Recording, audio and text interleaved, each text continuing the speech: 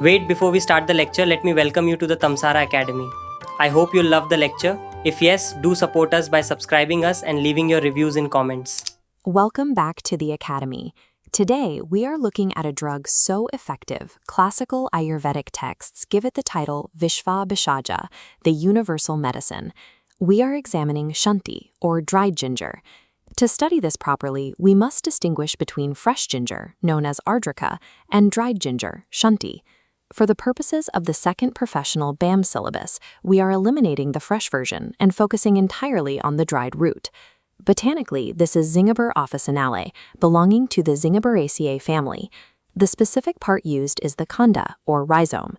In classical texts, you will frequently see it listed under its primary Sanskrit synonyms, mahoshada and nagara. The physical act of drying the rhizome sets the stage for a change in its internal properties. It is why Ayurveda classifies fresh and dried ginger as two different drugs, even though they share a single botanical origin.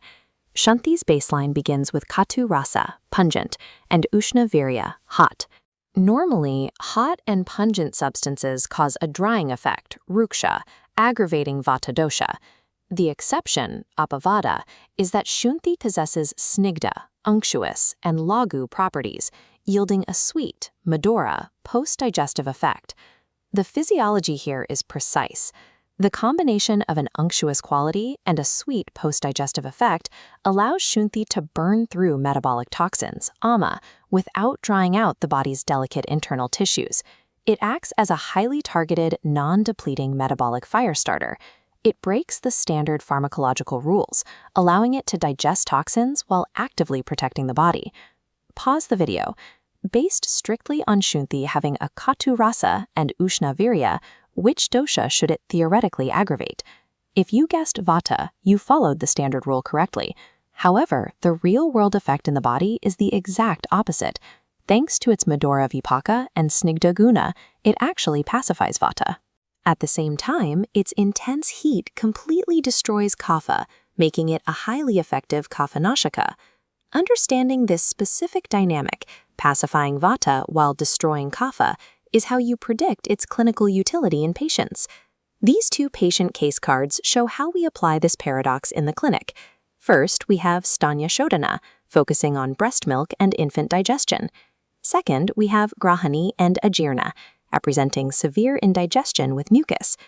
In the first case, Stanyashodhana, Shunthi targets heavy, kapha-vitiated breast milk. By clearing this kapha, it directly resolves the sluggish digestion and colic occurring in the nursing infant. In the second case, Grahani and Ajeerna, Shunthi executes a threefold action. It acts as an appetizer, or deepana, it digests accumulated mucus, known as pachana, and it functions as a bowel binder, or grahi, absorbing excess fluid in the GI tract. This infographic holds the highest yield facts for your exams. Note the botanical name and part used. Remember the Katu Madura exception, its vata pacifying and kapha destroying action, the standard 1 to 2 gram dose, and its presence in core formulations like Trikatu and Panchakola. Recognizing the Katu Madura exception ensures success on exam day and safety in your future clinical applications. Take a screenshot of the summary, and I'll see you in the next lesson.